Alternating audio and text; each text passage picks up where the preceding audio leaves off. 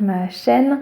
On se retrouve aujourd'hui pour une guidance pour la nouvelle lune en Vierge qui aura lieu le mardi 7 septembre.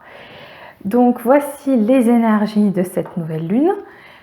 C'est extrêmement puissant puisqu'on a 4 arcanes majeurs. Trois arcanes majeurs. On a la mort, on a le pendu à l'envers et on a l'étoile. Et on commence par le 10 d'épée. Je trouve qu'on a ici un parallèle entre le 9 de coupe et le pendu à l'envers qui est très intéressant, et donc on va regarder un petit peu plus ça en détail. Donc pour les énergies, on a d'abord donc le 10 d'épée qui est tombé avec très rapidement la carte de la mort, qui est aussi nommée dans ce jeu la Renaissance, parce qu'en effet l'arcane numéro 13, l'arcane sans nom dans le tarot de Marseille, c'est une carte qui ne parle pas de la mort physique de quelque chose, mais bien d'une transformation, d'une renaissance.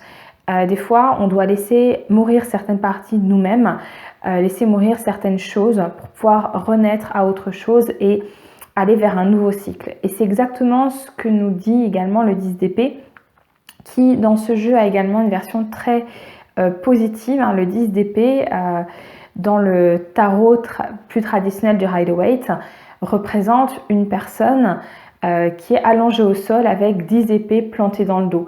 Donc le 10 d'épée nous parle vraiment d'épreuves douloureuses qui ont été traversées, mais par le 10, ça nous indique qu'on arrive à la fin de ces épreuves de souffrance.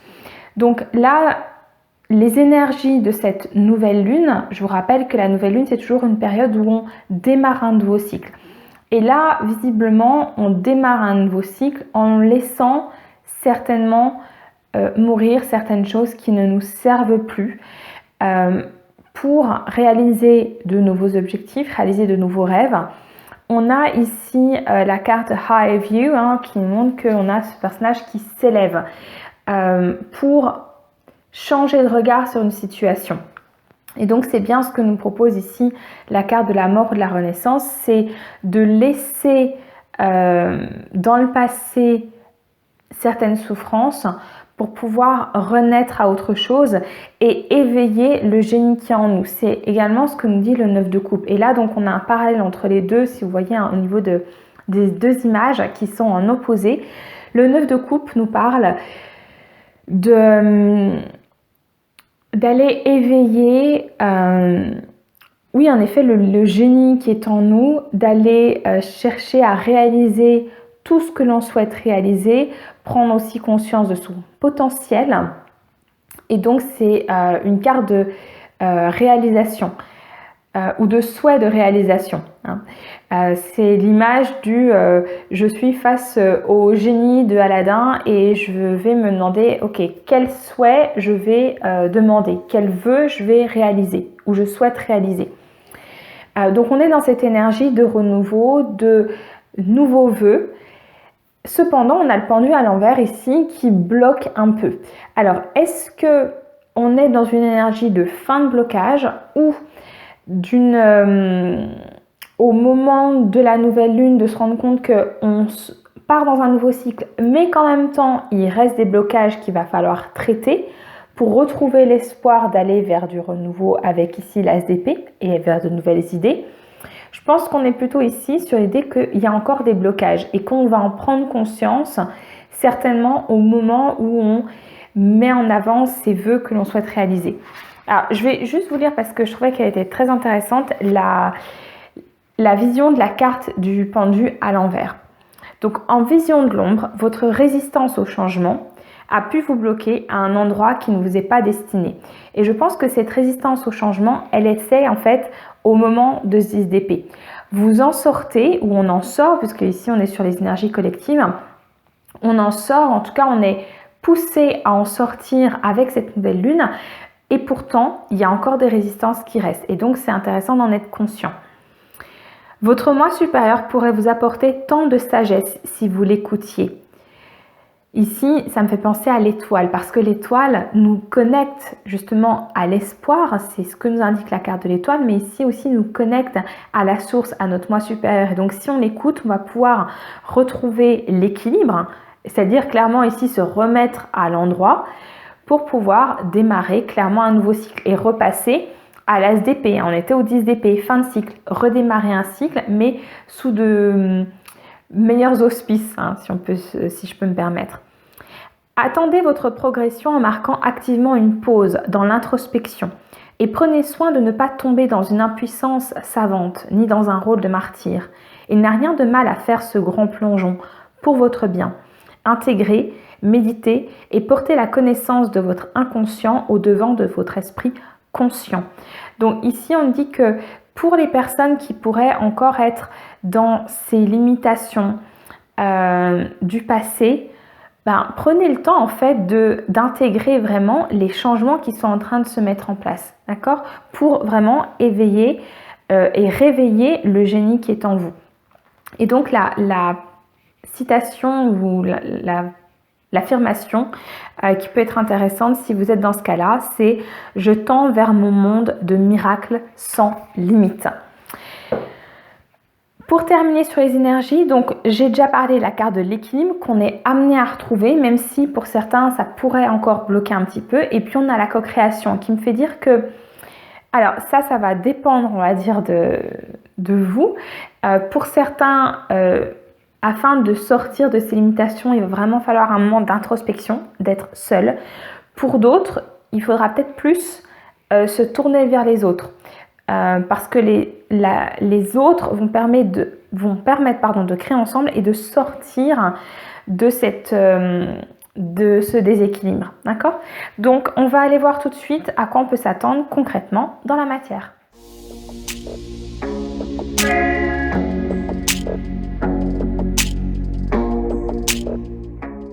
Ok, alors concrètement, ce à quoi on peut s'attendre, c'est confirmation de ce qu'on a eu tout à l'heure dans les énergies, ce qui paraît logique. J'ai tout d'abord la carte de la tempête émotionnelle qui me fait penser à ce que j'ai dit concernant le pendu à l'envers. On peut encore avoir des blocages. Et donc on nous dit « Votre vie est rythmée par de vives émotions continues qui ne cessent de vous tourmenter ». Donc, pour certains, en effet, ce que je ressens, c'est qu'il y a une énergie de changement, hein, c'est confirmé ici par le vent du changement, le chemin illuminé, mais il y a encore des blocages, et ce sont vraiment des blocages mentaux et au niveau émotionnel. Alors, je ne sais pas si ce mois de septembre s'annonce un petit peu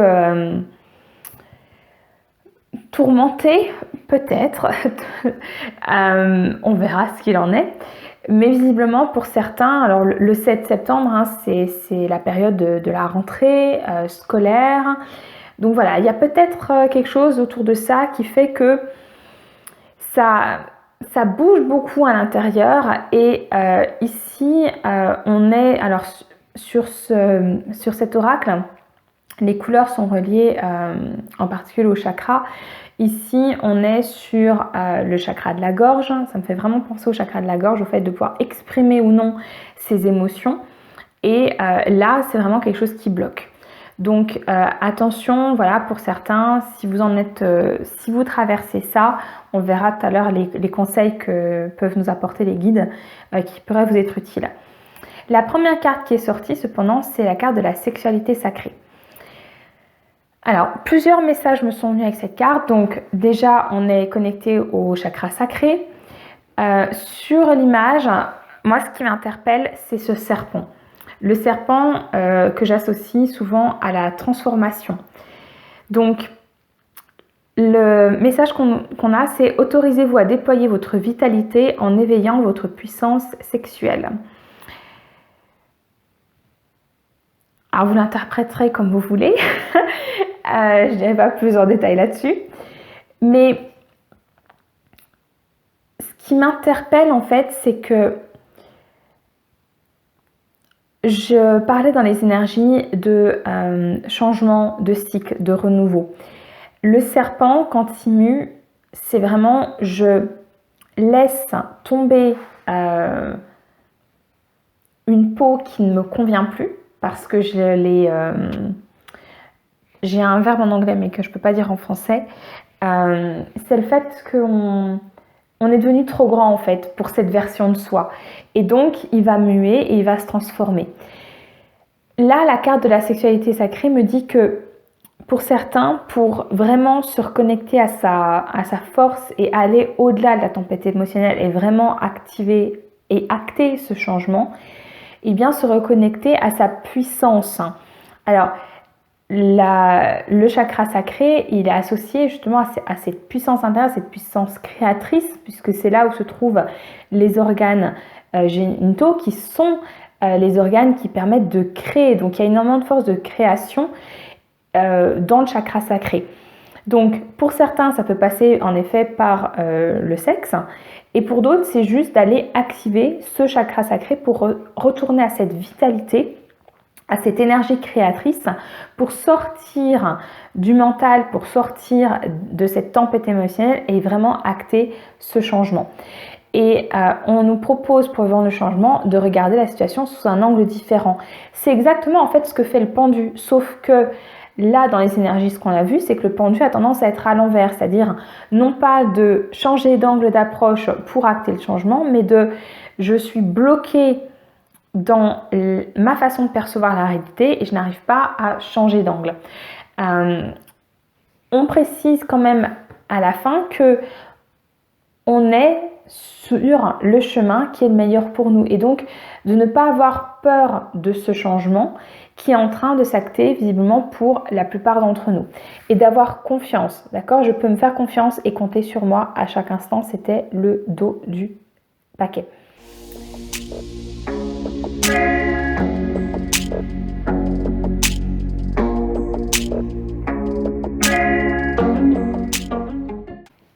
Alors, on conclut avec les conseils des guides. Je suis d'abord allée voir avec un tarot. Alors, ce qui est intéressant, c'est qu'on retrouve la carte de l'étoile qui était sortie dans les énergies et elle revient ici et donc nous confirme à nouveau, pour ceux qui en douteraient encore, que vous pouvez croire en vous, hein, je vous lis le message, le rêve devient réalité, croyez en vous, la fin d'une situation difficile. Donc cette situation du 10 d'épée, on arrive à la fin, ayez confiance, croyez en votre bonne étoile, vous allez y arriver.